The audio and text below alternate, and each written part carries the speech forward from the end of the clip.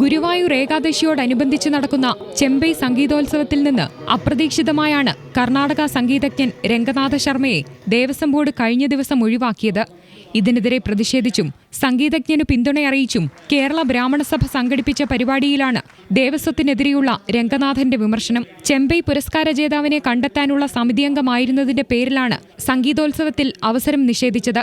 എന്നാൽ പുരസ്കാര നിർണയത്തിലുണ്ടായ രാഷ്ട്രീയ ഇടപെടലുകളെ താൻ എതിർത്തതാണ് ഇതിനുള്ള യഥാർത്ഥ കാരണമെന്നും രംഗനാഥൻ പറഞ്ഞു. ജൂറി മെമ്പറായിരുന്നതുകൊണ്ട് എനിക്ക് മനസ്സിന് വളരെ നീതിയുക്തമായിട്ടുള്ള ഒരു തീരുമാനത്തിന്റെ കൂടെ ഞാൻ നിന്നു.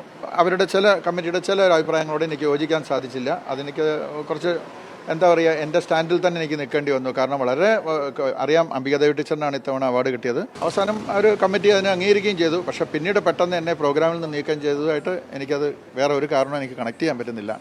കമ്മിറ്റിയുടെ ഒരു താല്പര്യത്തിനനുസരിച്ച് നിന്നില്ല എന്നുള്ളൊരു സങ്കടം അവർക്കുണ്ടാവാം. സംസ്ഥാന സർക്കാരിനും ദേവസ്വം ബോർഡിനും താല്പര്യമുള്ള ആൾക്ക് പുരസ്കാരം നൽകാൻ ആദ്യം നിർദ്ദേശമുണ്ടായിരുന്നു. നിലവിൽ അവാർഡ് ജേതാവിനെ അപേക്ഷിച്ച് ചെറുപ്പക്കാരനായ ഒരാളെയാണ് ബോർഡ് നിർദ്ദേശിച്ചത്.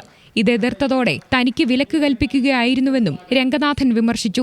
ഗുരുവായൂരിൽ നടക്കേണ്ട സംഗീത പരിപാടി ഉപേക്ഷിച്ചതോടെയാണ് പിന്തുണയറിയിച്ച് ബ്രാഹ്മണസഭ തൃശൂരിൽ രംഗനാഥനായി പ്രത്യേക വേദിയൊരുക്കിയത്. ചടങ്ങിൽ പ്രശസ്ത വയലിനിസ്റ്റ് നെടുമങ്ങാടി ശിവാനന്ദൻ സംഘടനയുടെ പ്രഥമ സംഗീത ശ്രേഷ്ഠ പുരസ്കാരം രംഗനാഥന് സമ്മാനിച്ചു.